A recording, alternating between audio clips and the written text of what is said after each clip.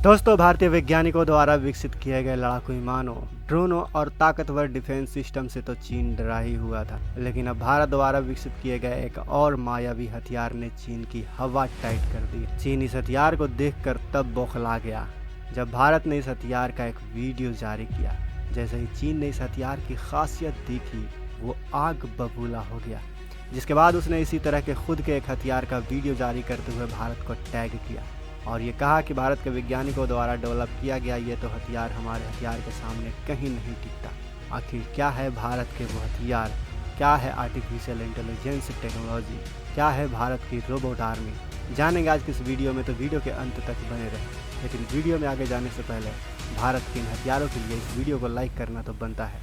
दोस्तों, चीन इस समय भारतीय हथियारों की ताकत देख बौखलाया हुआ है, क्योंकि भारत के हथियार चीन के हथियारों से कई गुना एडवांस और उसके हथियारों पर भारी पड़ रहे हैं। एक तरफ जहां भारतीय हथियारों का पूरी दुनिया में गुणगान किया जा रहा है, वहीं चीनी हथियारों का इस्तेमाल पाकिस्तान और उसके सहयोगी देश के अलावा कोई नहीं कर रहा है। जैसे ही चीन अपने हथियारों को लेकर कुछ बयान देता है, वैसे ही इंटरनेशनली उसके हथियार की थू थू होने लगती है, क्योंकि पूरी दुनिया को पता चल चुका है कि चीन द्वारा विकसित किए गए हथियार किसी काम के नहीं। अभी हाल ही में चीन ने दावा किया है कि उसका 5वीं पीढ़ी का लड़ाकू विमान J-20P भारत के राफेल को पल भर में तबाह कर सकता है। जिसके जवाब में भारतीय सेना के चीफ ने खुलासा करते हुए बताया कि जब भारत और चीन के बीच तनाव चरम पे था, तब चीन को एक राफेल के मुकाबले अपने 5 J-20 फाइटर जेट सीमा पर खड़े करने पड़े थे। जिसके बाद चीन के J-20 फाइटर जेट को पूरी दुनिया में बेइज्जत होना पड़ा। इसके अलावा कुछ दिन पहले ही चीन ने यह दावा किया था कि उसने हाइपरसोनिक मिसाइल को भी तैयार कर लिया है, लेकिन कोई प्रूफ ना देने की वजह से पूरी दुनिया को चीन के इस बड़े झूठ का पता चल गया। यानी एक बार फिर चीन को अंतर्राष्ट्रीय बेइज्जती झेलनी पड़ी। ठीक उसके उलट भारत के हथियारों ने पूरी दुनिया के दिलों पर राज करना शुरू कर दिया और यही बात चीन को पिछले कुछ सालों से खटक रही है दोस्तों, क्योंकि जैसे ही भारत अपने किसी नए हथियारों को विकसित करता है, वैसे ही चीन उसकी बुराई करना शुरू कर देता है। और कुछ इसी तरह का काम ड्रैगन ने इस बार भी किया है। हाल ही में चीन की पीपल्स लिबरेशन आर्मी का एक वीडियो वायरल हो रहा है, जिसमें एक चीनी सैनिक मशीन गन पकड़े हुए एक रोबोट डॉग के साथ चलता हुआ दिख रहा है। इस वीडियो को चीन और कंबोडिया के बीच हुआ सबसे बड़ा मिलिट्री ड्रिल गोल्डन ड्रैगन का बताया जा रहा है। गोल्डन ड्रैगन एक्सरसाइज में चीन द्वारा रोबोट डॉग को भी शामिल किया गया है, जो रिमोट से आसानी से कंट्रोल किए जा रहे हैं। जिसके साथ ही चीन ने इनके पीठ पर ऑटोमेटिक राइफल गन भी रखे हुआ है, जिसे देखकर कई डिफेंस एक्सपर्ट का मानना है कि चीन का यह वीडियो भारत के रोबोटिक डॉग म्यूल के जवाब में आया है, क्योंकि हाल ही में भारतीय सेना ने अपने रोबोटिक डॉग म्यूल का प्रदर्शन किया था।